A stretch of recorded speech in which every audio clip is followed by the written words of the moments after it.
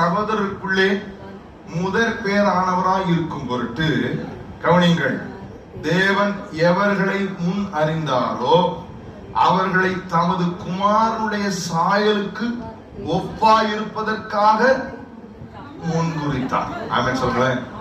மீண்டும் நான் வாசிக்கிறேன். எவர்களை அவர் முன் அறிந்தாரோ அவர்களை தமது குமாரனுடைய சாயலுக்கு ஒப்பாயிருப்பதற்காக முன்குறித்தார். ஆமென். இப்ப நம்முடைய அழைப்பே, பிரதான அழைப்பே, ஆண்டவர் நம்மை முன் அறிந்து முன்குறித்தது அவருடைய குமாரனின் சாயலுக்கு ஒப்பாயிருப்பதற்காகத்தான் நம்மை அழைத்திருக்கிறார். கைகளை தட்டி தேவனை மகிமைப்படுத்துவோம். The prime calling in every individual's life, ஒவ்வொரு தனிநபருடைய வாழ்க்கையிலும் பிரதானமான ஒரு அழைப்பு இருக்கிறது. என்ன அழைப்பு தெரியுமா?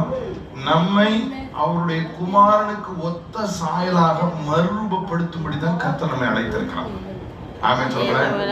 நம்மை சபைக்கு வரும்படி கர்த்தர் அழைக்கவில்லை. நம்மை போன பழைய பாரம்பரியத்தை விட்டு அதை விட்டு இதை விட்டுன்றதுக்காக மாத்திரம் கர்த்தர் அழைக்கவில்லை. கவனிங்கள், என்னை கவனிங்கள். நிறைய பேருக்கு அழைப்பை குறிச்ச கிளாரிட்டி இல்லை. நான் சபைக்கு வந்து நான் வந்து டெய்லி இந்த பிரேயருக்கு வர பிரதர், நான் இந்த புதன்கிழமை வந்துருக்கேன், வெள்ளிக்கிழமை வந்துருக்கேன், ஞாயிற்றுக்கிழமை வந்துருக்கேன் brother. It's okay, but we need to have a clarity of the calling. நம்மளுடைய அழைப்புடைய நம்ம மேல உள்ள பிரதான அழைப்பு நாம் சபைக்குள் வருவது மாத்திரமல்ல, நாம் அவருடைய குமாரனின் சாயலுக்கு ஒப்பாக்கியம்.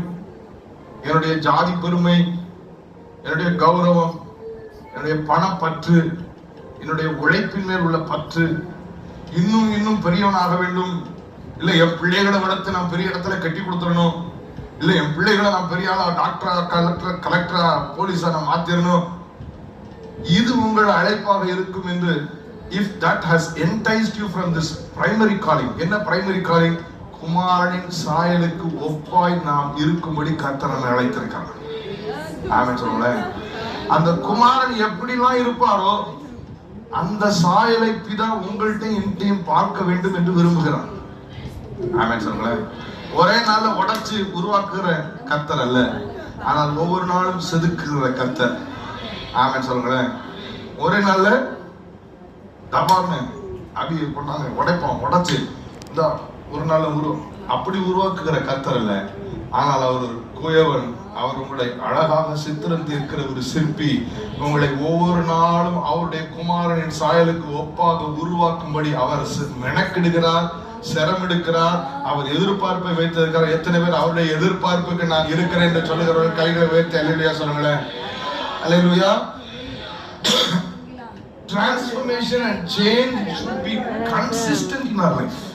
நான் நேற்று இருந்த மாதிரி தான் இன்னைக்கு இருக்கேன் இல்ல, இன்னைக்கு நான் ஏதாவது ஒரு விதத்துல அவருடைய குமாரனின் சாயலுக்கு ஒப்பா